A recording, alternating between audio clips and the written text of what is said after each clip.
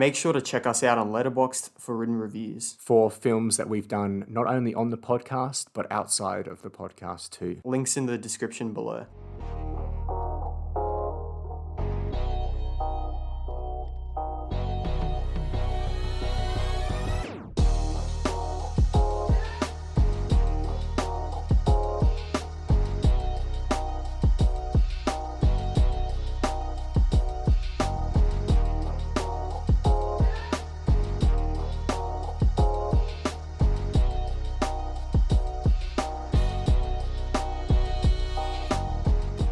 Hello everyone and welcome back to the Rewatch podcast. My name is Samuel. And my name is Jaden. And today we have another very special guest with us, and that is Harry. Welcome to the Rewatch podcast, my friend. Yeah, thank you. Great to be here. Today we're going to be talking about Lord of the Rings, Fellowship of the Ring. The Lord of the Rings. I was trying so hard to get that right. Don't let me down, eh? All right, so this is a podcast where we talk extensively about a certain film and then decide whether it deserves a rewatch from you. You can find us on YouTube, Spotify, Apple Podcasts, or any other place you listen to podcasts. If you're listening via Apple Podcasts, you can leave us a review. And if you enjoy the show, please leave a like on the YouTube video. Part of my soul leaves my body. If you would like to reach the show, you can leave a comment on YouTube or send us an email at theonerewatchpodcast@gmail.com. Alrighty, boys. Lord of the Rings. It's a bit Come on, bro. I just corrected you once. No, I'm referring to the entire franchise. Okay. I was going to say Lord of the Rings. It's quite a big deal, isn't it? I've got two pretty big fans of Lord of the Rings in the room. I'm a bit nervous because I myself am a bit more of a casual Lord of the Rings enjoyer. As you've already shown. Yeah. You know. Yes, I dropped the the. I dropped the the. Drop the the. It was cleaner though. It was cleaner. So what happens in this movie, guys? Give us a bit of a story overview, and I wanted to ask, how much does it differ from the actual book? No spoilers first. Okay, yeah, right. So the overview of the film, of course, there's a ring that's been crafted. It contains all the evil. Yep. In basic form. It's now fallen in the hands of unlikely heroes who have now got to take it. Of course, that's the entire series, all the way back to where it was forged to get rid of it. Yeah. Right. But let's just focus on the beginning part. Yes, for sure. And so, when comparing it to the book, guys, is there a book that is the Fellowship of the Ring book, or is it just the book is the entire story? Is there three books? No, I think it's just an entire book from what I remember. Yeah. I think he split it into three parts, and when you go through the book, it's part one, part two, part Yeah. Right. There's individual parts, so you know when it's like separate, but it's like one distinct book, and I think the same as like with The Hobbit as well. Okay. So the film's directed by Peter Jackson, and it currently sits at 4.3 on Letterboxd out of 5 stars. Most people who have rated on Letterboxd have given it a 5-star, which makes sense. Do you think a 4.3 average star rating is justified, boys? 100%. And just to put in perspective for you, I think Parasite's a 4.6, so the highest you'll find on Letterboxd is like 4.6, 4.7. Yep. The Dark Knight's, I think, sitting at a 4.4, so anything above like a 4.1 is like incredible. So I'd say like a 4.3 is well and truly justified. Yeah. You think 4.3 is justified, Harry? Yeah, I think so. Yeah. Is it a 4? Oh, Is it a 4-star? can't believe Heidi gave it a 4-star. we know someone who gave this a 4-star. You know, we still lie awake at night thinking about it. But anyway, let's get this show moving. Let's start with some general thoughts first off. Guys, would you recommend this film to someone who hasn't seen it? Yes. I mean, if you haven't seen Lord of the Rings, what are you doing, right? It's literally like, it's a staple of cinema. If you're like a fan of it, if you're a fan of watching movies, you have to watch this. There's no excuse about it. Yeah. Right. You agree, Harry? Oh, absolutely, 100%. And is this film worth a rewatch to someone who has already seen it? Do you think it's worth going back to? Do you feel like when you go back to it, you still get the same substance? Like it doesn't, wither on rewatches? Yeah, look, absolutely. It's one of those films that I think is going to be rewatched for years to come. Mhm. And in saying that, I don't think there should ever be a remake of it Yeah. because this one still upholds today. Yeah, 100%.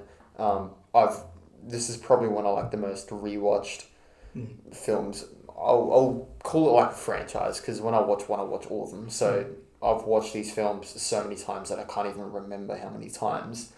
And every single time is just as good as the last. You know, it doesn't get worse. Yeah. Right. And Harry, I wanted to talk to you about this because you recently rewatched the films in the cinema as part of a marathon. How was that? Like, have you ever experienced the films in a cinema before? No, I was probably about 1 year old when they were coming out. So 2001. 2001 was the first one. And I think they released consecutively. Yeah, Right, so no, I would have been pissing everyone else off. Yeah. But But no, yeah, it was spectacular to see them in the cinema. The sound I'm so jealous. it was great. Everyone in there was so excited to be there. So Right. There wasn't any American like cheering in the theatre, was there? oh no, there was a polite golf clap at the end of the last one. So Fair enough. That makes sense. If any film deserves a clap at the end, it's probably the end of Return of the King. You've all been there for like 9 hours together. Yeah. You got to. You all deserve a clap. yeah, we all went on an adventure together. So Yes, true. You definitely did. That's the thing about the Lord of the Rings. Like, it immerses you in this like adventure, which I just love. Like, you go out with Frodo and the Fellowship, and you feel like you're on the journey with them. And it's like one of the only films that really does that for me. I couldn't think of any other ones that do that. Yeah. We'll go to acting and characters. Lads, do we have any favourite characters from the little squad that forms in this movie? Oh, look, the characters as a whole, as a group, or as a fellowship, I should probably say it, they're fantastic together. Out of favourite characters, look, love Gandalf, he's a classic. Actors, one point I'd like to raise about the actors is these actors weren't well known going into this series. Yep. There was a couple, Christopher Lee and things like that, but the majority of them, especially the main ones, they weren't well known, and I think that created an interesting aspect going into the film and how they're able to develop. It wasn't based off, Tom Cruise is playing Frodo. Oh, I can't wait to see him in that. It was something you didn't really know the actors. So it was quite good. Ian McKellen was fantastic as Gandalf. I think he just portrayed that so well. But all of them suit their roles perfectly. Yeah, for sure. Well said. Yeah. And I think that's the thing about choosing nobodies for like a new franchise, right? It's similar to Harry Potter where you've taken 3 kids that no one knows and you've made them stars overnight. And that's what the Lord of the Rings did. I mean, I think it's Viggo Mortensen as Aragorn was probably one of my favourites. He just absolutely kills it in the role, man. Oh, yeah. He puts everything into it.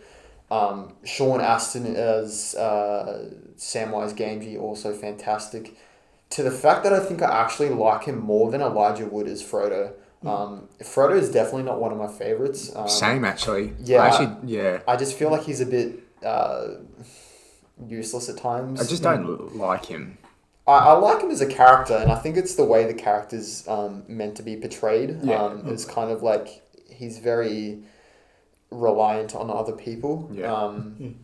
But yeah, I would just prefer like Sean Astin's or Viggo Mortensen's or even, Sir Ian McKellen's characters in the films. Yeah, for sure. If I had to pick a favourite, probably Aragorn as well. I also love a bit of Legolas, but I think he's actually better in the subsequent films. He doesn't get as much like screen time in this because he only comes in sort of maybe about halfway. It's hard to sort of think about this movie because I've said this to Jaden before. I feel like the Lord of the Rings movies, if you said, okay, what movie does Battle X occur in? I would have no idea because it all gels together so well.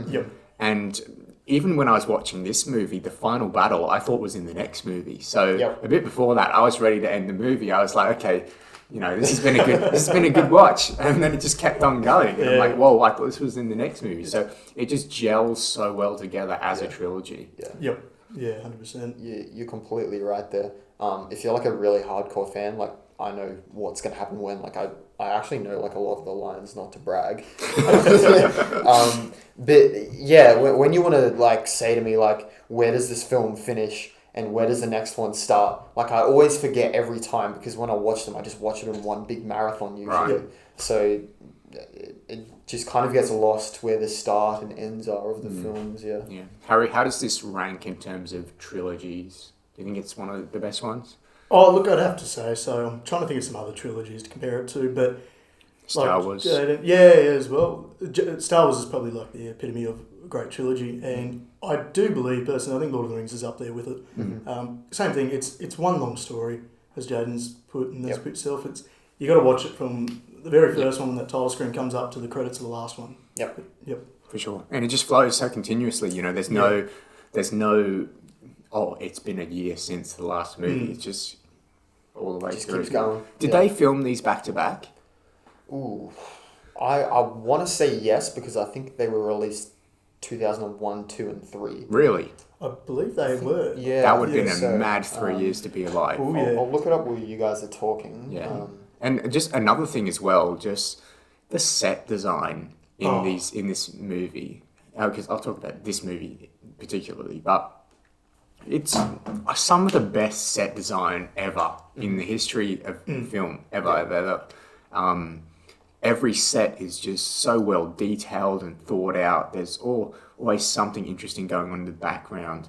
And Jaden, I know you're actually from New Zealand, and you have a bit of a connection to this film through some family members. Yeah. So my dad's cousin, he's done like some work on VFX. He's like a model artist, so he did like all of like the trees and the Two Towers and stuff. But yeah, I mean the scenery in terms of the Lord of the Rings is just fantastic, man. You can't beat like natural landscape shots, and if you compare that to like green screen and Endgame, oh my god, it just absolutely destroys it. But I just looked it up. Yeah, they released 2001, 2, and 3, so consecutively. That's incredible. There's no way they would have been able to film them without breaks. No. With breaks, sorry. So I think they would have filmed them back to back to back. That's insane. Yeah. Just what a journey those actors would have had to go through. Yeah.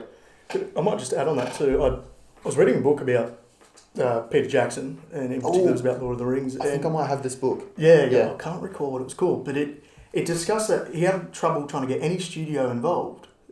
They just didn't want to take the risk because he said it has to be. They all wanted to do it in one film. He said no, that's not going to work. So he took the risk in his own studio, which is based in New Zealand. Yep. And unbelievable, the amount of work he put into it. He even brought on, when we're talking about the sets, he brought on the illustrator that Tolkien had for the books, and I can't remember his name again. I did not know that. Yeah, I was reading, I've got another book at home, and he brought it in. He said, well, this is what I drew for this scene. And they based the actual sets around that, and he'd helped the set production. It was a phenomenal job. He had all the experts on it. Yeah. Just that artistic drive.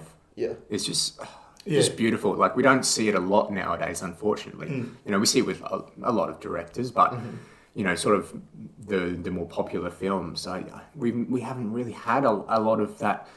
The director who, if a director nowadays was told, no, we're not making this movie, we're not financing it, they'd probably just give up. Like, I don't think, you know, this is a once in a lifetime sort of movie franchise sort of journey. And Peter Jackson, I mean, what a hero. Yeah. And to think, correct me if I'm wrong, I think this was his directorial debut. This was like his first film that he released. Right. Oh my god, imagine this being the first film that he released. Like, that is insane. Like, and you know, he's an indie filmmaker when he releases Lord of the Rings. The amount of praise that he received for it is well deserved. I mean, the work that he put in, the cast, all of the performances, you know, bringing in Howard Shore to do the score. Personally, there's nothing in this film that I really see that's wrong. But I won't talk about that too much to reveal yet. Yeah, so in terms of visuals, we've chatted about the set design already, and I thought even the CGI sort of backdrops, because there was a bit of CGI in the film, even that was pretty good. Like, in terms of the standards for 2001, like pretty incredible. And, you know, it's not as good looking today, but Yep. it's still a lot better than some other more modern films. Yeah. So did you guys have any thoughts on the CGI or anything like that? Yeah. Well, Any more it's visuals? It's interesting you raised this because I was watching the first scene where we have, you know, the battle of the men, the elves, and the orcs. And yeah, I did notice it was like lacking a bit, but you can't fault it on that because it's what they had available at the time and it was the best they could do. And yeah, like you said, even still, it still holds up. Like it's still great. It does what it's intended to do. It's not like glaringly obvious that it's just like a bunch of CGI just chucked on the screen. Yeah. And then when they are able to do like real shots, they take advantage of that and do that. So yeah. There's no replacement for actually going to the place and doing it. Exactly. Yeah. There are some really beautiful shots in this movie that I think could be like frames, like photo frames. One in particular was when, just at the very start of the movie, when Frodo's about to head off. There's a shot of like Gandalf with a horse and Frodo, and it's like a silhouette, shadow sort of silhouette. It's got like a purple sky in the background. It's only a couple seconds, but it's like, my God, like that's just beautiful. Yeah. Like, And it happens all the way throughout the film. Like it's consistently there. They're releasing like good shots of, you know, Gandalf riding with his white horse and it's just beautiful. It doesn't get more epic than that. The shot that always gives me, and I'll be honest with the music, and goosebumps every time, is that shot of Hobbiton. You know, and you just see Baggin at the top, and it's just green, blue sky. Yeah. Oh, by God, that's beautiful. Yeah. You know, that is fantastic. That's a painting. And so, in fact, I've actually had a mate paint me a picture of that scene. Oh, wow. I'll have to show you sometime. But Yeah. goosebumps every time. So Oh, fantastic. I mean, a lot of these visuals are just incredible. Even you can compare it to the modern day stuff. It's just beautiful. These films recently released on 4K, and apparently it's, you know, it looks as good as any other sort of 4K. Gonna have to pick them up. I'm just gonna have to take that jump and just buy them. It's only $70. It's only $70.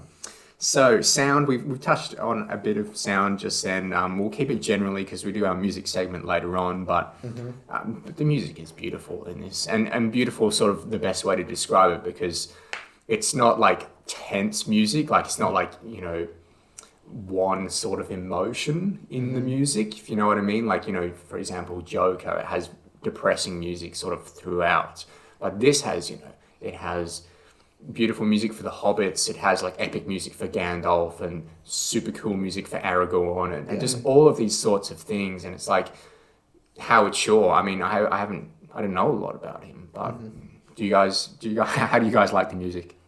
You go. Oh, yeah, like I said before, I listen, when I go hiking, I listen to the soundtrack. Because it takes you somewhere else. It really does. Everything from Hobbiton to the music throughout, when they're doing those shots, the long distance shots, and you see them hiking up mountains. It really takes you elsewhere. I can't recall another film that's done that for me quite as well. Really? Yeah.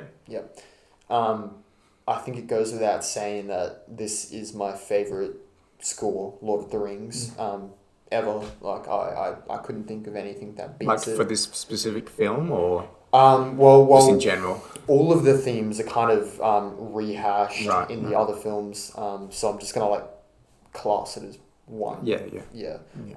And I typically do that with like the movies as well. But yeah, this scoring is just absolutely fantastic. It just takes you somewhere else when you're watching it. And you know, Hans Zimmer's been known to do like fantastic stuff as well, but Howard Shore, like I can't think of anything else that he's done. But he just absolutely like hit the ball out of the park with Lord of the Rings. Like it just captures everything that, you know, Tolkien established in the books. It just grabs all of that and just throws it on the screen. Silence of the Lambs, Seven, and The Departed are some other Howard Shore. Cool. I do remember actually Silence of the Lambs. Seven and Silence of the Lambs have great music. Actually. But yes, shall we move on to some more detailed thoughts? We'll go into some sort of spoiler territory, sort of kind of work our way chronologically kind of through the movie. Obviously, feel free to jump in and, interject anything from throughout the film. Uh-huh. But look, the opening is a bit of an exposition dump, but it doesn't feel like it. It's a beautiful story. It's a mythological story, and it's just a dramatic retelling of events that it just captures your attention sort of straight away. Yeah. What do we think of that opening? Love it every time. Seeing Hobbiton and the Shire, and then obviously getting like the backstory behind Gollum, and then it kind of ties into like the Hobbit franchise a bit there, where we see Bilbo like getting a hold of the ring, and then like the ring kind of being forgotten as men are, kind of stupid for a point in time there. Yeah, I was kind of a bit offended. I was like, excuse me? They're like men who desire nothing but power. And I'm like, what? Yeah. But you need... dare you? No, I'm just kidding. You need that big setup of, Sauron, right? You need him to be like the looming threat throughout the franchise. And I think that, establishing shot where we see him sort of lurking over the top of like the elves and the men, it just does it for me every time. Like, he's like a genuine threat. He's up there with Darth Vader and Voldemort. You genuinely fear him when he's on screen. Yeah. Thoughts on the opening? Yeah, well, actually, I was going to make that comparison with Darth Vader when you see him looming, and you see the men stop. They don't put their guard. They don't get ready to attack. They just stop and look. Yeah. I know it's obviously influence of the ring and all that too, but yeah, you see him loom over. Look, that opening, I had the similar notes on me about there's a lot being told there, but it's almost told like a poem. And I know originally he wasn't going to have Kate Blanchett or Galadriel narrating the very opening. Right. And that's the Battle of the Last Alliance, it is, with the Men of the Elves, of course. But apparently he changed it. Peter Jackson changed it because he said that she's almost eternal. Well, she's an elf, so she's eternal. Right. So it made more sense to have her narrate the beginning, like she'd been there at the time, and and her that sort of thing. And yeah, it's almost like reading a poem, and essentially that's what Tolkien was known for as well, was his poems. And so they managed to condense it quite well and cover it in just little shots. Okay, here we see 7 elves and 9 men and 3 elves, and 7 dwarves. But yeah, no, I think it's condensed quite well, that little opening scene. It sets the background, okay, and we see how much of a threat he is, all in the space of, 5 minutes? Yeah, very efficient. Yeah. But it doesn't feel like, it's sort of rushing. It feels like enough time's being spent on the things that really matter. Yeah.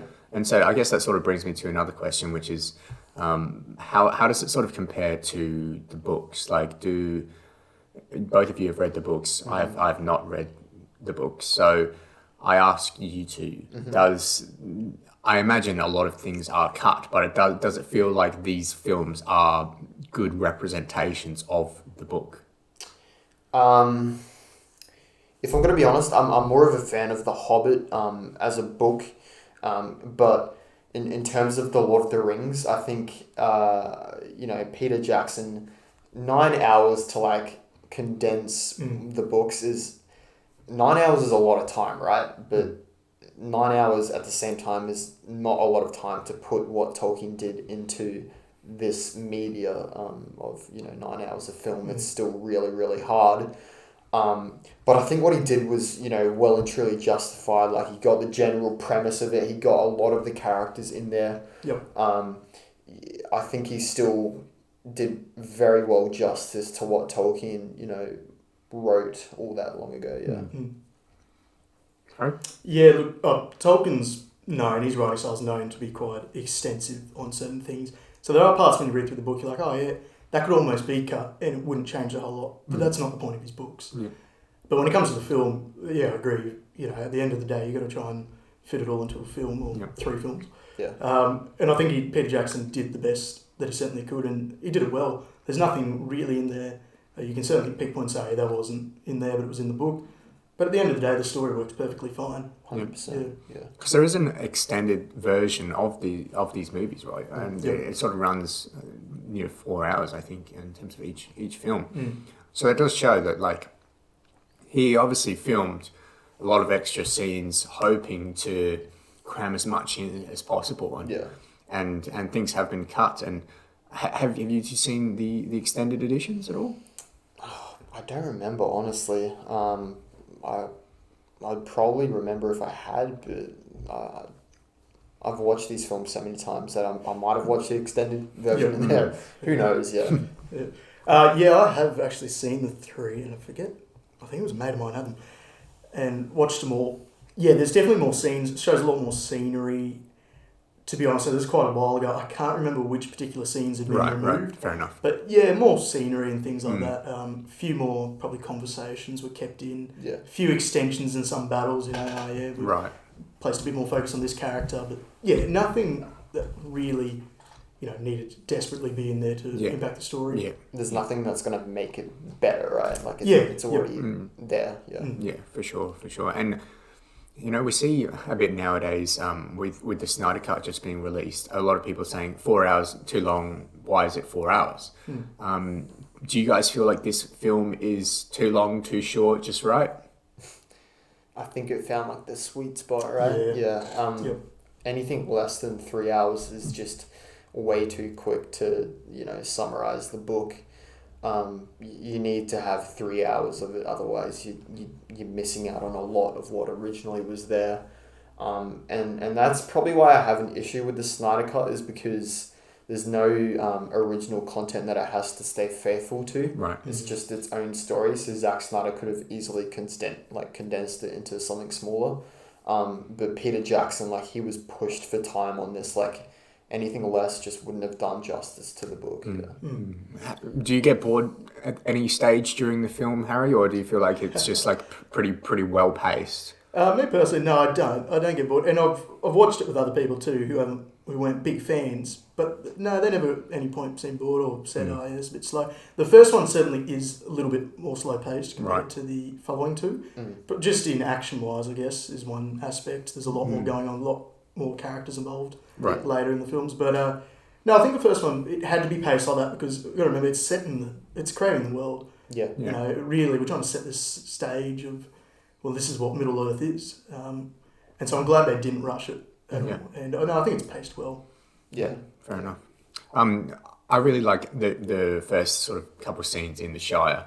I think just the wonderment of the Shire and sort of just the beauty of it, and just how green everything is, and just the set design again is just incredible. But most importantly, we get some good memes out of it. The first being, all right then, keep your secrets.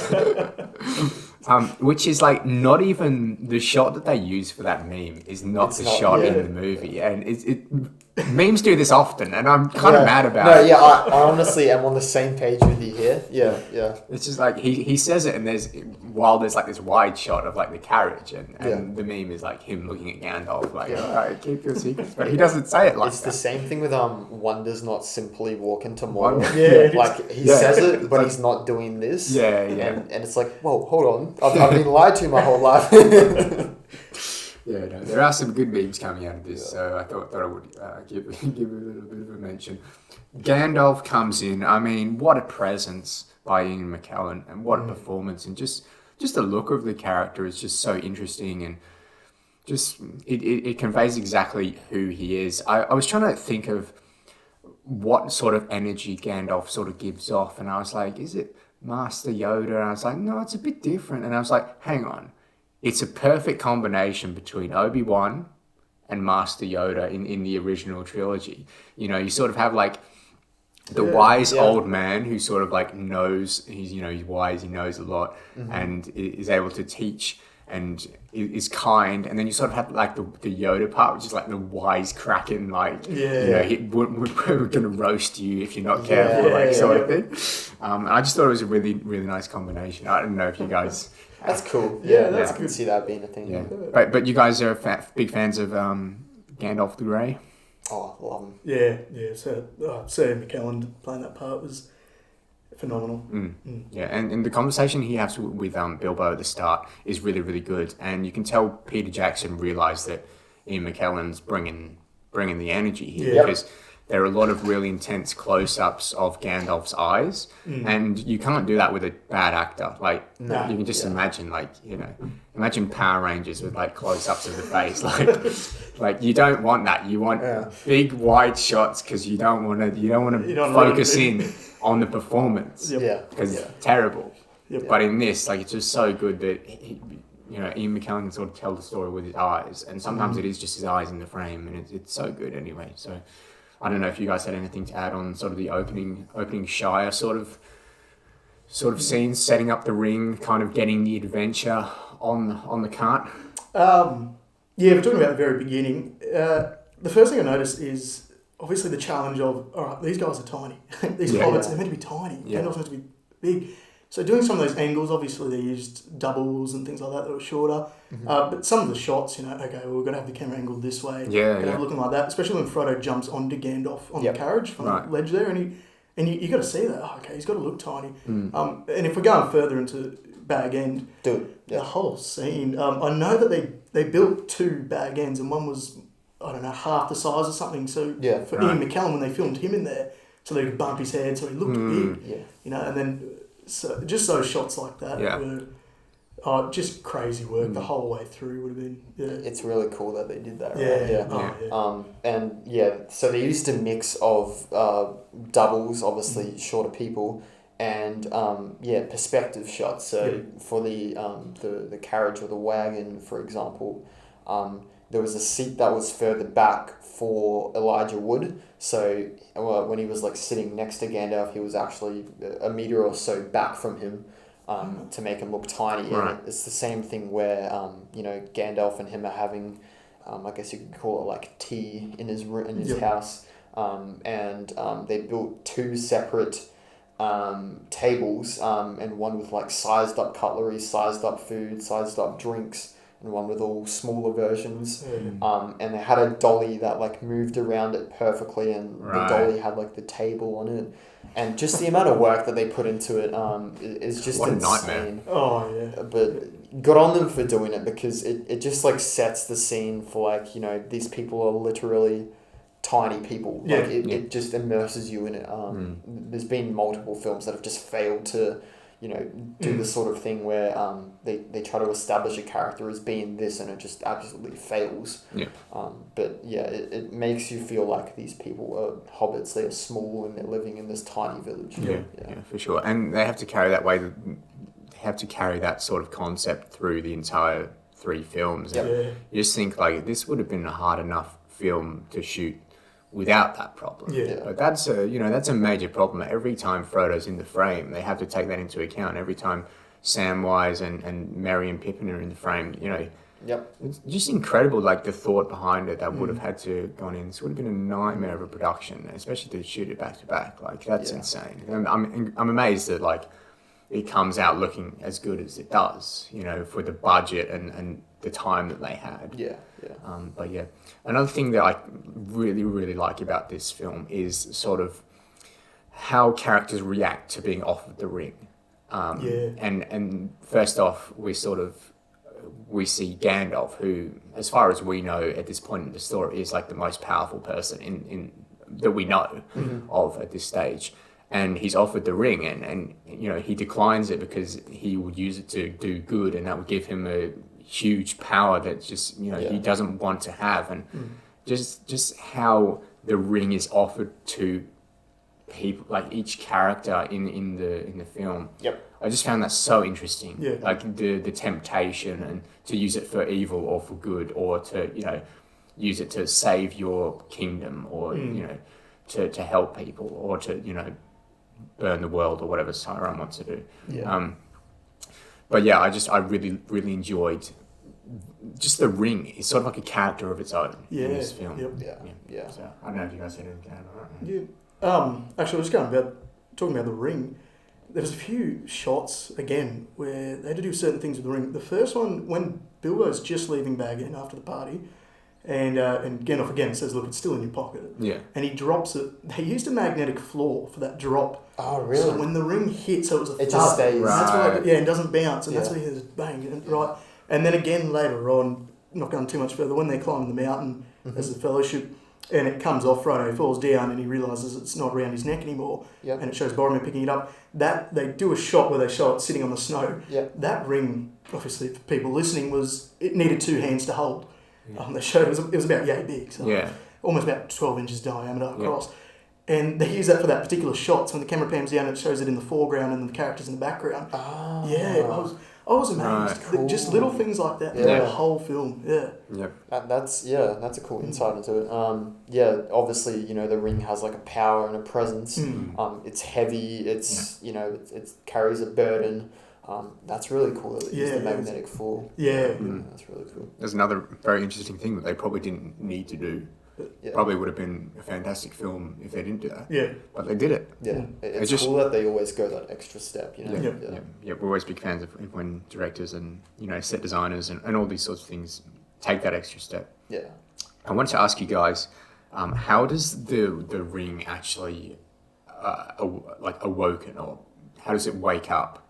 Because at one stage the ring is not awake, and the next it is. And perhaps I missed it, but I've only seen the films a couple times. I haven't read the book, but it seemed like at one stage the ring is like asleep, and then the next it's not. Is that because Bilbo used the ring, or like how did the ring actually come awake? If you know what I mean. I'm not particularly sure here, but I think it's more so if it's like concealed. The ring wraiths or the Nazgul can't really sense it. Right. But yeah, you kind of run into like a weird spot there with Bilbo. He's had it for 60 years, and the Nazgul have never tracked him down. I'm not particularly sure. Oh, from memory, look, I've read quite a few of the books and the surrounding books, like the lore and stuff like that about it. But from memory, the thing was, after Sauron had been defeated, he needed to take, obviously if you look at the Hobbit and all that, become the necromancer and all that, he needed time to regain his strength a bit. And the ring almost works like a bit of a Horcrux if you're looking at Harry Potter, in a similar sense. And so I think the ring, it says that it found its way from Gollum. It actually did that itself. It says, got away from Gollum to get to Bilbo, or unintentionally got to Bilbo. Anyway, but I think the thing is, Sauron had regained enough strength to start hunting for the ring again. Right. And so I think the ring, because it's sort of connected when I'm here, sort of sent out signals to the Nazgul. Yeah. And then, of course, they found him through Gollum. Gotcha. But yeah, I believe that's sort of where that comes in. He Right. waited, the ring waited until it was time. Yeah. Essentially. But, Yeah, no, that's a very good explanation. That's that I thought. Did I just find a plot hole in one of the best films of all time? There's no way. not in Tolkien's writing anyway. No. Yeah, I knew it would have been covered at least somewhere, but yeah, perhaps I just overlooked it or something like that.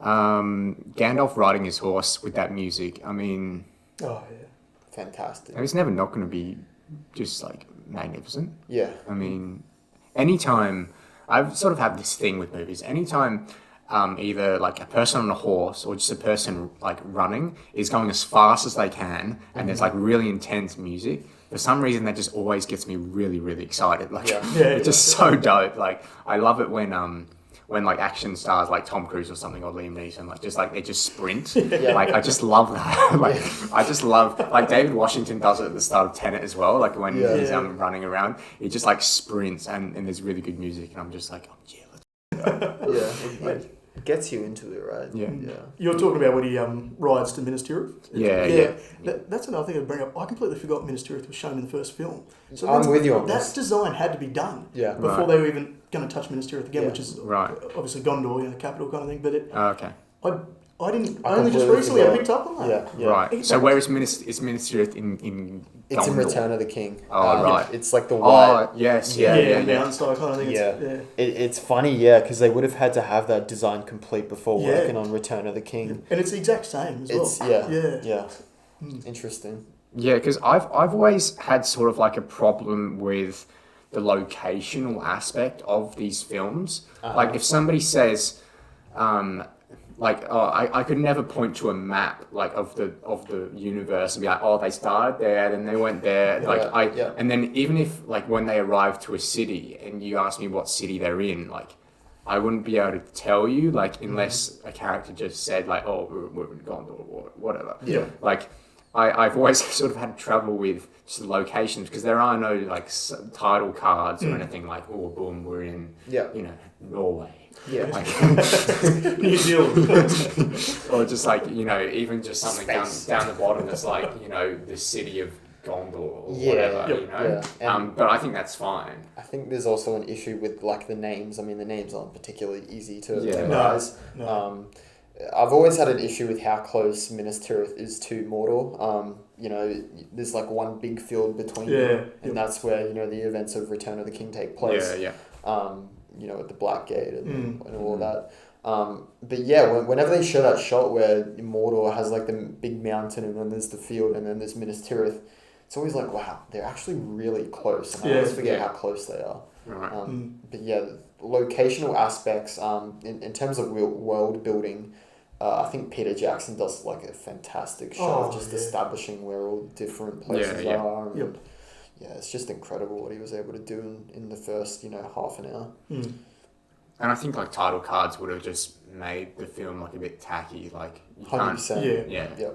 Because the font wouldn't have been that high of a resolution, and if they tried to do it in like the Lord of the Rings font, it just wouldn't look as good. Like you know, and sometimes you just don't need to tell us where we are; we can just figure it out.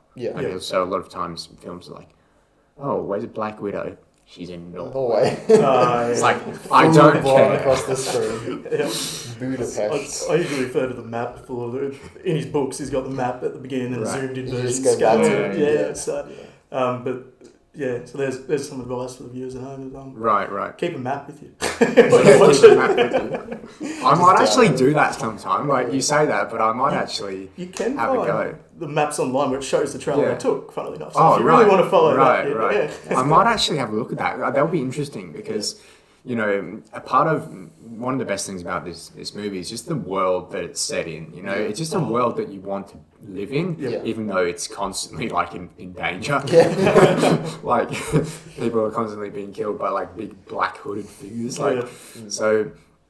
Yeah, it's just a world that seems just so fantastical. It's sort of like the Wizard of Oz in a sense, where like it's just wonderful and you want to be there. You know, it's kind of Star Wars does the same thing too, but yeah, it's just so I might actually, you know, print off a map because I've watched the first movie now, and like, you know, the second one isn't gonna be our next episode for a podcast, so there's gonna be a bit of a break. Am I gonna be able to resist watching 2 and 3? I don't know, probably not. Because once you start the journey... You need to finish it. You need to finish it, don't you? Yes. What do we think of the Saruman character, played by Christopher Lee, and sort of the battle that takes place between him and Gandalf? Yeah, I think that's quite interesting. It's very different. It's almost like Harry Potter in the sense where it's, you know, obviously it's magic and wand against wand, but there's no punches thrown, there's no swords drawn. But as for Saruman himself and Christopher Lee... Oh, look, he does an excellent job, Christopher Lee. I think he, again, perfect for the role. He was also the only actor that actually even met Tolkien as well. Oh, yeah, that's true, But yeah, that was quite an interesting fight because it's a bit different. It showed his power, though. It shows his authority. And you kind of get this weird sense like, oh, this guy's meant to be good. Look at the place he lives in. I think it is. And it's this great big tower. It looked very similar. And obviously, the two towers, you know, obviously links to the second film. But yeah, it's kind of a bit odd. But no, I enjoyed that. It was a different fight, and it was quite interesting. And we're talking about two actors that are well aged. Obviously would have used stunt double and things like that. But yeah, no, different. Good to watch. I'm just thinking about this now. I think his castle kind of looks like his staff because his staff has like the 4 prongs and it's got like the crystal ball in the center. But yeah, I absolutely love Sir Christopher Lee as Saruman. I also really like him in The Hobbit, where you see more of him being is Christopher Lee good guy. In The Hobbit? Yeah, he starts off as like a good guy when they're having like the council meeting with Galadriel and then Gandalf and Saruman and Elrond. And then this movie delves more into like his darker side where he's training all of the orcs and he's kind of becoming Sauron's slave. But I find all of like the wizards really interesting. I think there's 5 of them, I want to say. And you see Radagast in The Hobbit as well, and then the other 2 we don't really see, but they appear in the books. But yeah, I think it's such like an interesting character that you've got like these different groups. You know, you've got the wizards, the dwarves, the five, all of the kings, and then the elves. It's just cool how all of these people sort of live their own separate lives and then they come together. Well, it's a huge world. You know, it feels like it's actually thought out and real. Everyone's sort of got a purpose. It's not sort of just like here are the important people that we need for the plot. Everyone else, you're just like you're not even real. It's all a real world. I want to touch on just like the villains in general. I think they're just so menacing and scary throughout the entire film. Usually you don't feel that. I've watched Star Wars so much now that I'm not really scared of Darth Vader, only in certain scenes. I think he's a bit intimidating. But throughout this film, like I was genuinely quite afraid of the ring wraiths. I think that's what they're called. Nazgul, Yeah. Especially the scene where the hobbits are hiding from them and they're like below the tree, and that was terrifying, guys. Yeah, sniffing around. Yeah. The horse, even the horse I mentioned too. Their red eyes and the blood and some sort of liquid dripping down or something. Yeah. I always find that scene really interesting because if you pay attention to it, when they like duck down under the tree root, the Nazgul actually comes out of like nowhere. There's like this sliver of a frame on the right hand side of the tree where you can see like the path continue. Oh, right. And he like appears only on one side of the tree and comes out, so you don't actually see him cross through the tree, if that kind of makes sense. So you should be able to see him like appear there and then he's over here. But he just comes out of the tree out of nowhere. Oh, right. And I've never known if it's like just like a issue of the film or like if they intended to do that. Right. But it's just a weird thing that I always pick up on. And then you've also got the issue of like, if he senses something there, why doesn't he just look under the tree? That's a good point. Especially because they're meant to be attracted to the ring a bit too. Yeah, it's less than a foot in front of his face. It's like right there. Which wouldn't be much stronger than, the draw. You can't even spot it. Might just say as well, the only complaint I could probably find is I think that the ring wraiths or the Nazgul were a bit nerfed or a bit weakened in the films. 100%. Because on top of Weathertop, if we can go that far, obviously where they fight Aragorn later. In the books, that was Gandalf. And the idea is no one's quite strong enough to take on the Nazgul. They're meant to be, and Gandalf's one of those exceptions, obviously, because of what he is and all that, even in the Undying Lands and all that sort of stuff. There's a whole lore to it. But I feel like when Aragorn took him on, it's definitely badass. But he's just a man, right? At the end of the day, he's just a man. With a torch. With a torch. Yeah. And whilst it makes a good scene, you see how cool he is. I think they did weaken the Nazgul quite a fair bit throughout this film. Yeah. And especially like with that first scene where we see them like actually in action with Aragorn, who is just not really just a man, but he's immortal, so... Yeah, but I think the introduction to Aragorn, pretty dope, guys. Pretty sinister. I kind of got Han Solo in the cantina vibes. How they walk into the bar and it's like, who's that over there? And the introduction to the super cool guy of the trilogy. I like the shot where he's like smoking a pipe. Yes, with his eyes. And like his eyes kind of light up. That's such amazing. A cool shot. Yeah. Beautiful. And including the Nazgul in that scene too. Like the music for him, and it's very dramatic. It's obviously quiet, but when they come into the inn there and they have their swords drawn, they all come in sync. And the that shot was brilliant. That's like my favourite shot in the film, where you have like a guy on the wall and you see in the background like the sword comes first, and it's like that's just I was just in awe of that shot. That was just fantastic, terrifying. It did everything you needed to do while also being super sick. So I was watching this at like 2 a.m, right? And I was like really thirsty, and there was like the prancing pony scene, and I was like, okay, I know what's coming up. I need to stop it here and go get my water. Otherwise, I'm gonna be terrified walking up those steps. That's it. You're not going anywhere after that. Picture battles. Yeah. Good job. Look, guys, I'm just gonna say, if Aragorn's girlfriend showed up after I'd been injured by a sword, I would die a happy man. I'd be willing to go right there. Just the way she comes up, like she's got this like angel sort of light. It's like, he's definitely dead. Like that's not something you see in the real world. You are in the afterlife, my friend. But no, guys, I kind of have an issue with that.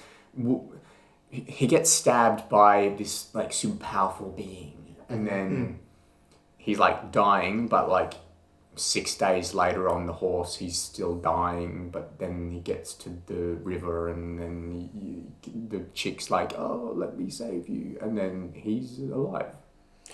Well, I think there was a bit of a leap there that perhaps was explained more in the book. I believe it was the power of Galadriel that saved him, and the elven sort of presence. Yeah.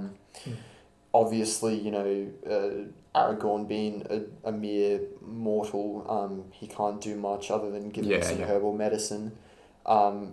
But yeah, Peter Jackson kind of brushed over that very briefly. I want to say it's Galadriel, but I'm not particularly sure on that. Yeah, I actually can't recall either, but I do agree. I think it was something to do with the elvish presence, and they used some sort of a herbal to help him a bit, slow down the effects anyway. But I suppose he wasn't quite dying either. He was being turned into a Nazgul himself. So I get. Right.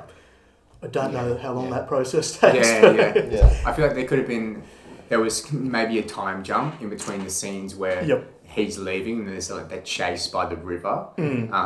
But yeah, either way, they get it over and done with because it leads to a more important scene, which is getting the fellowship together. And that's one of the best scenes in the film. And you've got a strong film when one of the best scenes is just the characters talking. Just about, the ring, who needs to go to destroy it. And they're all having a fight about it. And then Frodo's like, I'll take it. And nobody hears him. And then Gandalf sort of goes, oh. Yeah, it's a cool moment because Gandalf doesn't want to put Frodo in danger. And that's why he said, look, just get it to Rivendell and we can sort it out from there. And then you get that shot where you see Gandalf's face and you see Frodo in the background and you see, well, like you said, Gandalf's kind of like sighing because he knows what's about to happen, and he knows the danger that Frodo will be in. So that's like a really cool moment that Gandalf has to accept that Frodo's willing to take this. Harry, why is the council scene one of the best scenes in the film for you? Yeah, I love it. And as you said, when a scene of someone sitting down talking is a great scene, then you're doing something right. Yeah. Some of the things during the Council of Elrond was one in particular that struck me rewatching it was when they're all up and arguing, and there's a representative from each race. Yeah. When they're all up and arguing, Frodo looks at the ring, and in the reflection of the ring, you see each race arguing with each other. And it was kind of captured in that reflection of the ring when he's looking at it, and I thought that was quite clever as well because that's containing. It's meant and. People say, it was the influence of the ring, obviously there as well, was messing with everyone. Right. That's cool. But yeah, that was one shot that I thought it's captured inside this ring. Like, look what it's doing to everyone. This is what's going to happen. Right, and it's just an insignificant, it's not an insignificant thing, but like to us, like a ring object would be insignificant. Like it's just a little ring. But it's so powerful. It's like this huge deal. It makes sense, obviously, because you've got all of the different races who have had these rings sort of bestowed upon them. The elves, and the dwarves, and so it's cool that they incorporated that into that shot. It's a cool shot. Yeah. There's also some pretty good jokes in this movie, and one of my favourite ones is, "Great, where are we going?" Oh, look, Merry and Pippin, touching on them because obviously they've joined the party at this point. They're good comedic relief, but they're not forced in there. They're just so well balanced. They're just young and silly. It makes sense. It's not some full-grown man walking around making a joke. It's a bit forced, but they're just young blokes. They're having a bit of laugh. They don't understand the gravity of the situation, and that's kind of carries throughout all the first film. Then they get captured, obviously, and so on. But we won't go into that quite yet. But yeah, I think they fit perfectly. They're just the jokes is interesting, but it's not forced. You need some of that in there, right? It's such a serious tone film that you need to have some comedy in there. And Merry and Pippin are just the perfect sort of comedic relief that you need. Yeah, they do it really well. Samwise is pretty funny too sometimes by like the actions he does, like when he's eavesdropping at the very start of the film when he's cutting the grass. And Gandalf's like, it's a very odd time to cut grass. I wasn't dropping no eaves, so honestly. And then again, Merry and Pippin like, do you think he knows about the second breakfast? What about the second breakfast? It shows their innocence. The whole obviously they're living in their own corner there. They're not putting up with it. And I think that's done so well. It shows their innocence. They're worried about second breakfast. I mean, you've got Gondor trying to keep evil at bay. It's so honest. It's nice to have that balance every now and then. It gives you good perspective, because it gives you a very innocent character to then put through a very terrible situation. If it was sort of like a Aragorn taking this quest by himself, it's sort of like, oh, you know, he's got it. Like, you know, he's a tough. If anyone can do it, he can. Like, you know, so even though he's a very flawed character by himself. When we get into the mines, Gandalf's dropping like some huge quotes. Jaden, I know you know a few of them, but I wrote one down, which is when Frodo is like, it's a pity Bilbo didn't kill him, referring to Gollum. When he had the chance. And then Gandalf's like, pity. It is pity that stayed Bilbo's hand. Many that live deserve death, and some that die deserve life. Can you give it to them, Frodo? Do not be eager to deal out death and judgment. Even the very wise cannot see all ends. Yeah. I mean, so good, right? What a quote right there. I'm pretty sure that's Tolkien's writing as well. A lot of it's just taken like directly from the book. And the books also have like these poems in there, or songs, I guess you could call them. And they're featured heavily in both The Hobbit and the Lord of the Rings franchises. So it's cool that, you know, Peter Jackson pays homage to Tolkien's writing and his poems and his songs and just puts them directly into there. Probably my favorite quote in the book and in this film is, all you have to do is decide what to do with the time that is given to you. I think that's such a great quote. It's such a beautiful quote, and it goes a long way. Like, there's deep meaning behind it. I'm pretty sure that line's from the book. It's from the book. And even putting into perspective, you remember Tolkien served in the First World War, and when you take that perspective, someone who can go through that and still have this mentality, you know, when you really look at it that way, you think, this isn't just someone sitting in their room and thought, that sounds good. You're talking about a man who saw death. You know, and he's still calm and collected afterwards. So.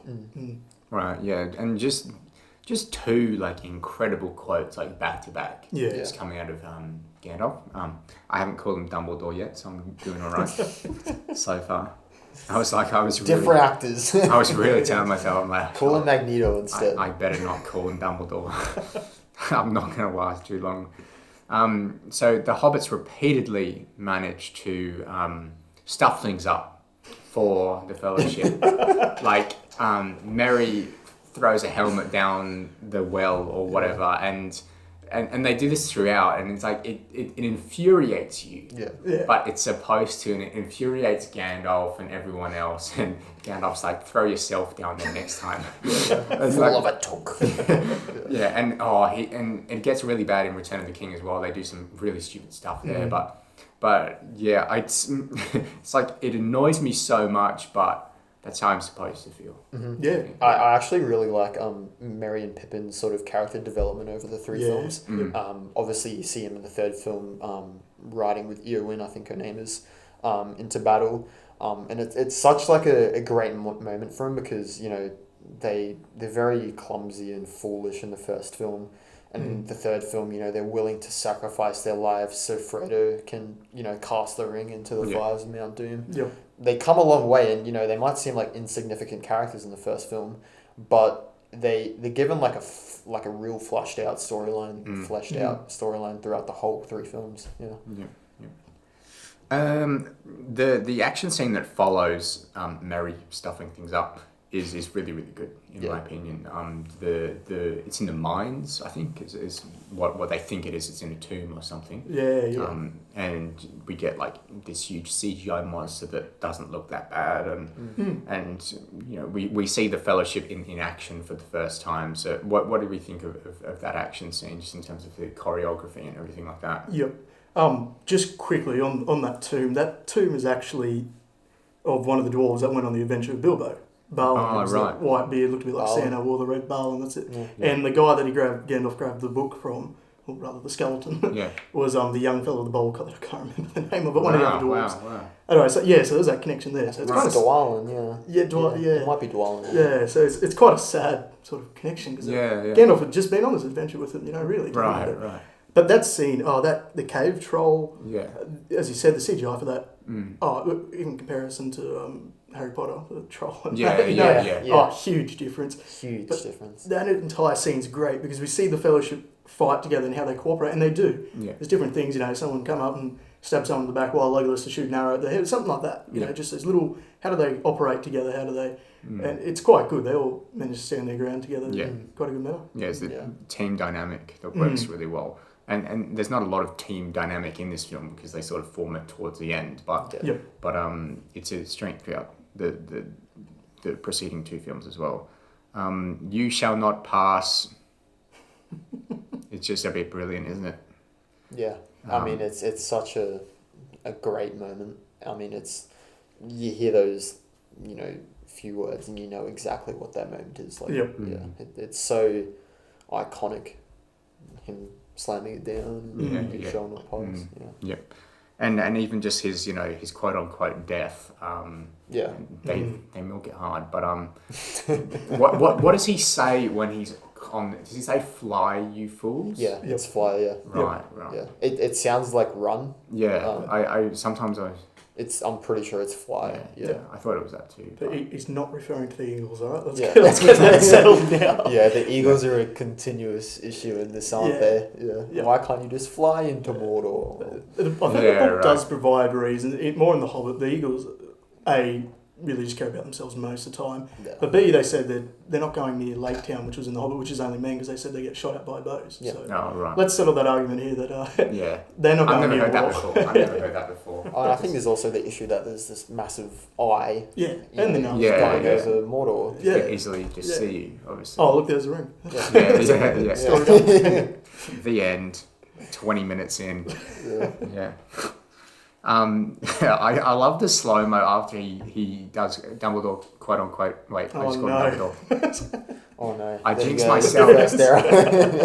Gandalf, when he dies, quote unquote, there's like slow-mo for like 5 minutes. And it's not that like horrendous, but like if you know that he doesn't die, it can get a bit like almost obnoxious. Like everyone is in slow motion, like Frodo's in slow motion, Aragorn's in Legolas in slow motion. Like, and it's like, okay, we kind of get it, but if you didn't know that he comes back in the second film, it works as like that third act sacrifice that like allows the team to go on.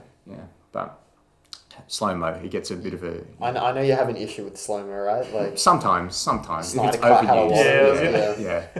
I think it's done pretty well in this film. I mean, a film like this kind of benefits from slow-mo because it's so grand and classical and it's like big. And it also works as Snyder Cut because like there's major themes happening there. But if you chuck it in a film like I'm going to reference Shrek here again. Just continually referencing Shrek. It wouldn't work. So I think a film like this sort of benefits from it more than it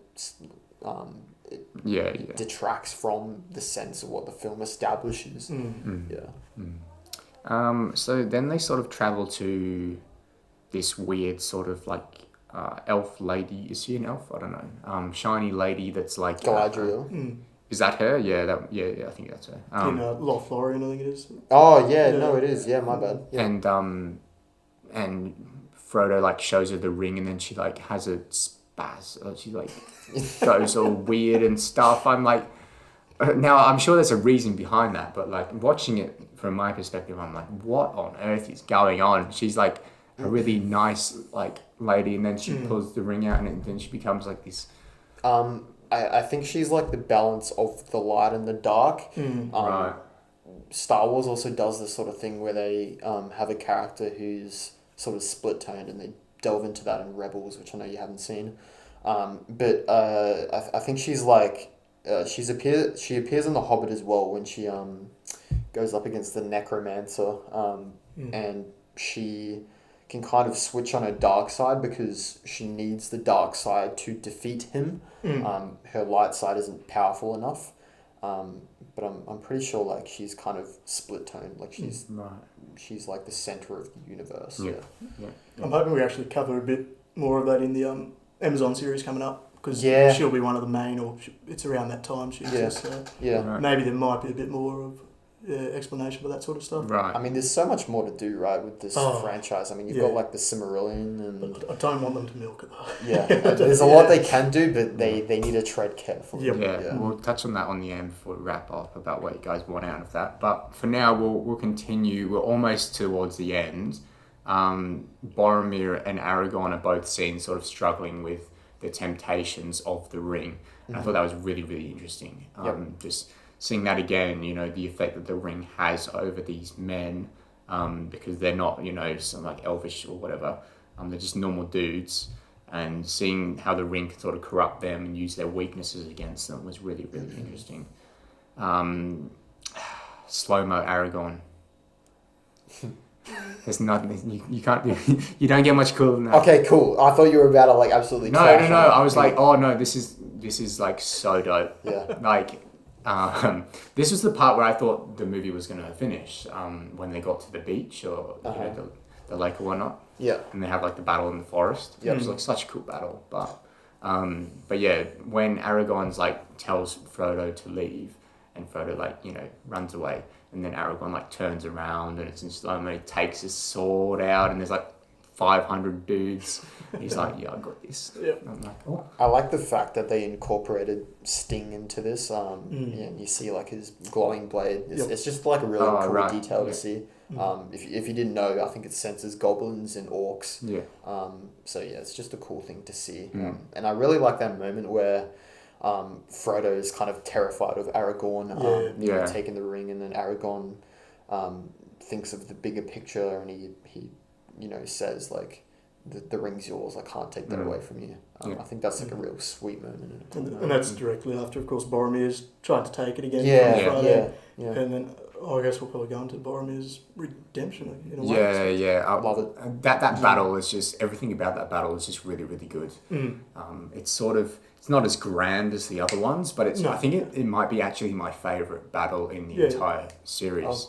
I prefer the more, you know, close combat sort of, you know, in the forest than like a big like open plain with like thousands of dudes. But yeah, I just really love that, and of course Boromir's sacrifice is pretty sensational, just how he keeps on getting back up and back up again. Yeah, and I think it's cool how an Uruk-hai defeated him. Like it puts the sense of these orcs aren't just expendable people. Right, they're not stormtroopers. They can do real damage. Well, the Uruk-hai can. I mean, regular orcs are like really easy to defeat, but it's cool that a really significant character like Boromir was able to be defeated by the enemy for once.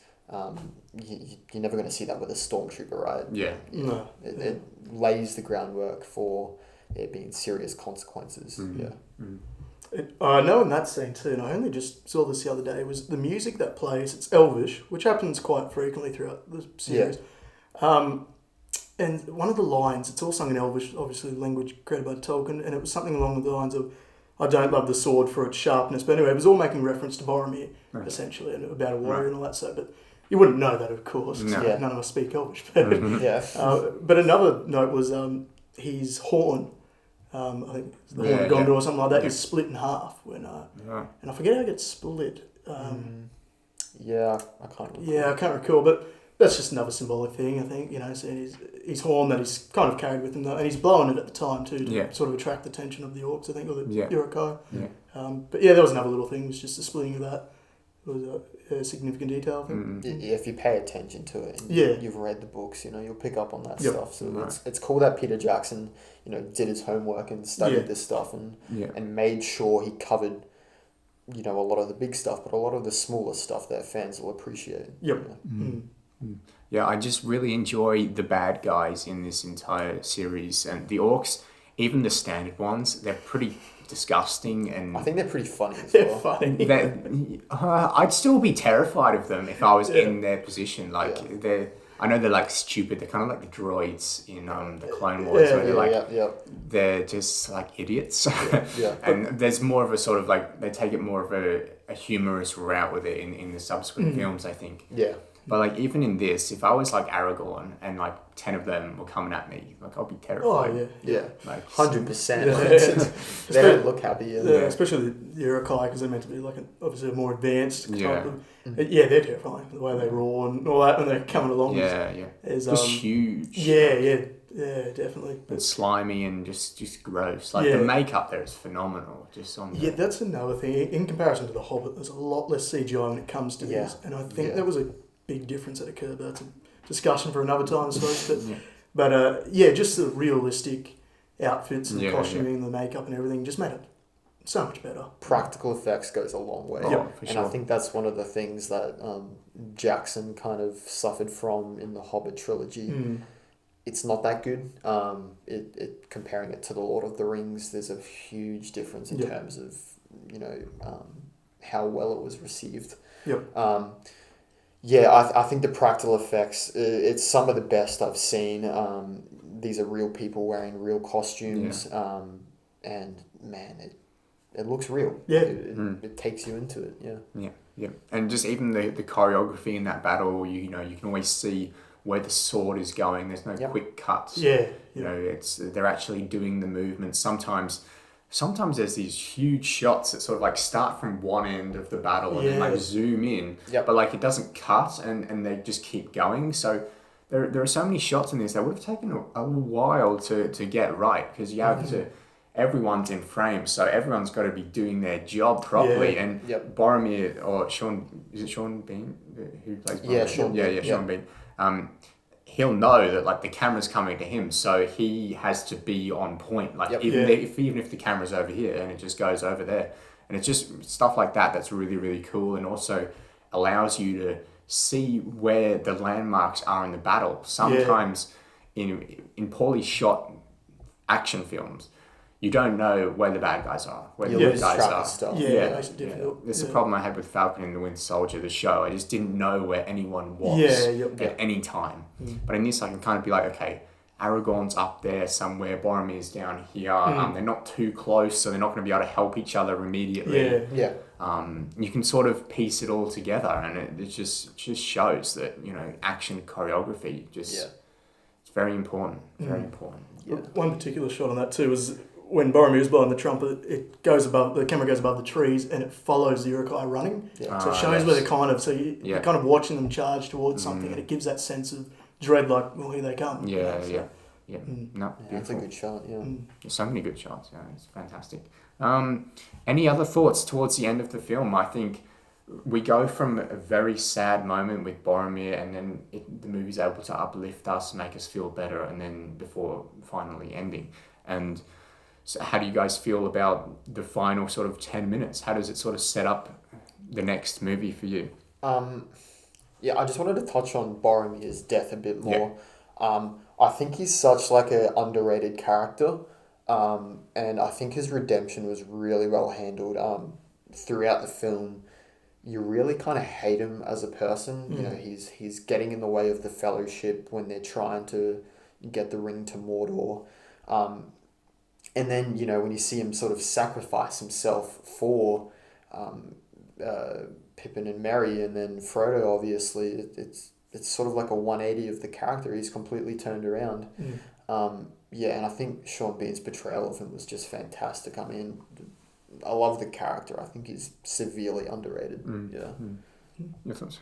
Yeah, I'm still on his death as well. Yeah, I agree. And he does admit to Aragorn too when he eventually gets there, and he says, you did what I couldn't by letting him go with the ring, because he admits to that. And then of course he says, I'd follow you anywhere, my king, sort of thing. And which earlier on he said to him, you're no king, Gondor doesn't need a king. And as we know that Aragorn is heir to the throne. Just that juxtaposition there, you can see his character redemption there. But for the last 10 minutes, that scene with Sam, I'm coming with you, and he knows he can't swim. He jumps into the water after Frodo, but idiot. Again, goosebumps. If we all had a Sam, there wouldn't be any issues. Exactly. That loyalty is beyond undying. Literally. It tells me, I made a promise and all that, and it's like, you just know that he's going to look after him every step of the way from here on. I like that. Samwise Gamgee's always. He's always going after him. No matter what, he's going to be there by his side. And throughout the whole franchise, Sam's always there. He's making sure Frodo's safe. He's like his guardian angel. Yeah. And I saw a really good quote somewhere. I don't know where I saw this, but it said I wish more people had friends like Samwise Gamgee, and then a reply was like, I wish more people were like Samwise Gamgee, which I think is like a really interesting thing. He's just such like a lovable character. You can't hate the guy. I mean, Sean Astin did a really good job. Yes, it's sort of like the puppy love sort of thing, you know, like it's sort of like the adorable sort of, not for any rhyme or reason, just sort of going and going and going. And but yeah, he's really good. But Frodo, man, he's not my favourite. Yeah. Is he anyone's favourite? Like, he's not my favourite. I don't hate him, but he's definitely not my favourite character. He's lost and confused. I think after being Lothar with Galadriel, and she shows him what's in that mirror kind of thing. And says like, oh, you can't trust the Fellowship. Essentially, she says like one of them's going to try and take it from him, which obviously ends up being Boromir. But he's so confused, and he's just been attacked by Boromir. Yeah. So he's got this real sense of like, oh, I can't be near. Like, I've got to go. But I understand, and I think especially going to the next film, the third one, he becomes a bit of a whiny character. There's definitely justification for that a little bit, but I think a lot of people sort of look at him and go, oh, cut it out. You know what I mean? Like, you got Sam who's every step of the way and he's still trying. But I think that gives that reason for having Sam as well. He desperately needs him by his side. I think it's just like it's how the character was built. I like to coin it, as Sam would know, as the Dolores Umbridge effect, where it's the character's built in a certain way to make you feel that way. Dolores Umbridge, you meant to hate her, and the actor did a fantastic job of making sure that the audience hated her. And I think it's the same for Frodo here. He's the vulnerable, sort of whiny, unlikely hero that's carrying this ring. And it was meant to be like that. And Elijah Wood did a fantastic job of replicating that on the screen. So it's not like he took the character in a different direction. He was meant to do what he was meant to do. For sure. Yeah, I don't think his performance is bad by any means. I think he does exactly what he's supposed to do. I mean, I'm not really like a fan of Elijah Wood. I don't think I've actually seen him in anything else. It's sort of like a Daniel Radcliffe situation where it's like, you're this character, you can't be anybody else now. Sort of like Tobey Maguire as well. That's sort of what happened to him. But any other thoughts, lads, before we sort of go into the music segment? No, I think we've basically touched on everything. That's the gist of this. I mean, honestly, we could talk about this for weeks. Yeah, for sure. That's not what we're here to do. Yeah, for sure. Okay, so transitioning to the music segment. Every podcast we do, I almost said every week, but we don't do a podcast every week. We do it every week. Not anymore. So every podcast we put a maximum of 2 or a minimum of 1 song from each film we've watched into the Rewatch playlist, which is a playlist on Spotify, which you can listen to in the link in the YouTube description. And today we're going to put in 2 songs from the Lord of the Rings, The Fellowship of the Ring. Yep. And those 2 songs are, Harry? The first one is Concerning Hobbits. Concerning Hobbits. Yep. And that plays in the very start of the film? Yeah, pretty much every time Hobbiton's sort of shown it. It's like the Shire thing. Yeah, the Shire thing. Yeah. It's also known by us. It's kind of like an Irish flute, but we'll go into that. And the second one? The Bridge of Khazad-dûm is the second one. So it's the scene where they're in the mines of Moria, and they're sort of like getting chased by all the goblins. Which is another amazing theme by Howard Shore. I think he did a fantastic job on all 3 films. The music's incredible. One of the best soundtracks ever made, certainly, for sure. Okay, it's that time. Final thoughts. Who wants to go first? You go first. Okay, all right. Jesus. Okay. Look, I'm a casual Lord of the Rings fan. But I can still sit down and appreciate this movie. I own them on Blu-ray. I watch them every now and then. I enjoy watching them thoroughly from start to finish. There's no real place where I'm bored or in this movie. Sometimes I'm like, hang on, what the fuck fuck's going on here? Like, but most of the time, I'm having a great time. I love the characters. I love the world. I love the visual component. I love the audio component. There's not much to fault at all. I don't think we've actually criticised the film one bit. Maybe slightly... Slight nitpicks, but it's not going to detract from, anything major. Yeah, so I think, look, I mean, part of me wanted to save the A+ for Return of the King, but I think this one's just as good. I don't think it's better. But then again, it's the first in the trilogy, so it can't do the emotional payoffs that the third one can. Yeah. Yep. But it's going to be an A+ for me. Cool, yeah. Who wants to go next? Do you want to go next? Yeah, all right, I'll go next. Yeah, look, same thing.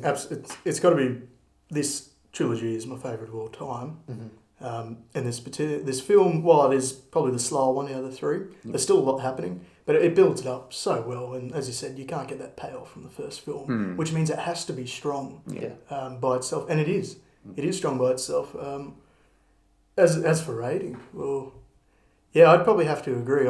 Once again, I was thinking, the other ones might be A+, but as a film by itself, it's got everything you require. It's amazing sound. The three foundations of cinematography, soundtrack, and the casting are just phenomenal. Yeah. I don't know any other film that's really hit all three that well. So I'd probably have to say an A+ as well, to be honest. Cool. Nice. Go on, Jaden, make it 3. I think I know where this is going. Yeah. The Lord of the Rings has just always been something special to me. It's just a franchise that just continually just impresses me. I think Peter Jackson did a fantastic job. I mean, he took such a big risk and the payoff was just phenomenal. Casting decisions were fantastic. Cinematography, like you said. Action sequences are just genuinely exciting. World building, I think, is just such an important factor here. It's such an extensive world, and I think he captured it perfectly as to what it is. Music is always like a really big thing for films, for me, and like I said before, I think this is one of my favorite scores, if not my favorite score ever. And I typically like to look at the Lord of the Rings films as all just one big mesh. So, whatever I give this, it's going to be the same rating for the next two. I'm just going to reveal that here. Why not? It's an A+. I mean, there's essentially nothing to fault in this. It's the epitome of cinema. It's literally perfect. Yeah, I mean, we've made nitpicks, but it's just when you really want to criticize it, when you're going out of your way to make sure there's something wrong, that's when there's something wrong. And you can do that for every film. Not every film's perfect, but this is as close as you'll probably get. Yeah. I'll ask the real question, though. Is it as good as Shrek 2? It's better, man. It's better. I love The Lord of the Rings so much more. Yeah. They're so different. I mean, they're both fantasy, but I don't want to use that excuse. Oh, it's different, so you can't compare. But, oh, look, it's something else. Don't make that comparison. Yeah, that's so cruel. Okay, so Amazon have announced that they're doing a Lord of the Rings series. Yep. I imagine you two are very excited for it. Personally, I'll check it out, but I'm not waiting for it. What do you two want from that series? What do you want to see explored? I don't really know if the plot details have sort of been provided. It's very ambiguous right now. Yeah. Honestly, I just want to see them try something new. I want to see them expand on Tolkien's lore, and I want to see less CGI because that's a very big issue that The Hobbit struggled with, is CGI. And a lot of the battles and, the Battle of the Five Armies was just absolutely like a CGI dump. So, yeah, I mean, it's been said that they're shooting in New Zealand, and that's been confirmed. So you're going to have all those fantastic cinematic shots that you had in this film. I just hope they know where they're going with this. I mean, the budget is insanely huge, so they've obviously got the money to do it. But it's scaring me a bit that they moved to the United Kingdom to shoot season 2. So. Oh, right. Yeah, it's a bit... so they're shooting 2 seasons? Yeah, the second season's been confirmed. So they shot the first one in New Zealand and then the second one. But they haven't done post-production yet? They haven't No, I think it's finished. But they're just waiting to release it, or I think they're just really waiting. when's it coming? I'm not sure. September 2022. It's about a year's time. right. Year's time. Yeah. So Harry, what do you want to see in the show? Oh, look, I'm the same. I understand that they're looking at the Second Age. Obviously, Lord of the Rings and The Hobbit takes place in the Third Age. Second Age looks more at the Forging of the Rings, or I think there'll be a bit of Morgoth, which is actually Sauron's old boss, essentially, which is just another bigger baddie. Yeah. So that'll be interesting. Like I said, there's a lot of lore from the Silmarillion, the fall of, and I'm going to pronounce this wrong, people can hate me, I think it's Numenor, which was another... No, I think you got that right. Yeah, which is another whole sort of race and all this stuff of man. Right. So, but I'm the same. I want them to see something different, but I want to see those three foundations. I want to see a good score, good cinematography, and the casting. And that's if they can do that, and they can have a good story, and they don't go over the top, and they don't pander too much to certain fans and things like that. Like, you know, let the story be told. Yeah. I think it's good, and I don't know if this is exactly true, but I heard the reason they're putting so much into this is they want to make money back. But apparently, when Amazon was just a book delivery company or specialised in books, Lord of the Rings was one of the series that saved them. Obviously, it was published way before then, but it was one of the books that was very big and started selling. Yeah. And that might have been after the films come out, but I've heard that somewhere, and I can't confirm that. Yeah. And so they've sort of turned around and said, well, you are saving grace, so we're going to give you all back, sort of thing. So cool. Hence why there's been over $500 million put into the first season. Yeah. So. Well, I mean, specs. Yeah. Amazon's like the biggest company in the world, so you bloody hope so. Yeah. I mean, if you're gonna make a franchise and you're gonna bring it back from the dead, Lord of the Rings is the one to do it with, right? Yep. Yeah. Not that it really died, but I mean, I haven't seen the Hobbit films. I don't want to see Game of Thrones in it, though. I don't want to see them trying to do Game of Thrones. I was about to say that. Yeah, that's dangerous, and that will kill it, I believe. Right. Stay well away from doing what the Game of Thrones did. Yeah. Right. I don't want to see that. Yeah. So we're cautiously optimistic. Yeah. I have very high hopes, and I think they're going to stick the landing. They just need to, take the good things from the Lord of the Rings, but do something different as well. I hope to God they get Howard Shaw back for the score. I'm not sure if that's been confirmed yet, but I would love to see him back as well. Yeah. All right. Well, that about wraps it up for today. Thank you so much to our special guest, Harry, for coming on. Thank you. Good insight. Provided a lot. Yeah, I love these films, so thanks for having me. It was excellent. You'll be back for the next two. Yes. Excellent. We won't do them without you. I get to keep my job. So. Yes, you are our Lord of Rings correspondent. Yeah. You're also our Star Wars TV show correspondent at the moment. Exactly. And then when the Lord of the Rings TV show comes out, you can do that with us. That would be dope. We've got a long journey ahead then. Yes. It's hopefully better than the Bad Batch. I'm sure it will be. Yeah. So thank you for listening to this episode of the Rewatch podcast. If you'd like to follow us on Instagram, you can do so at the Rewatch Pod. If you'd like to subscribe to the YouTube channel, just search the Rewatch on YouTube. Jaden, every episode we always sort of tease what our next episode is. But every time we do that, we never get it right. Last episode we said we were going to do Prisoners. Here we are doing Lord of the Rings. Yeah. So I'm just going to scrap this segment. But with all that said, next episode we're going to be doing Mamma Mia. Thank you for listening and bye for now. See ya.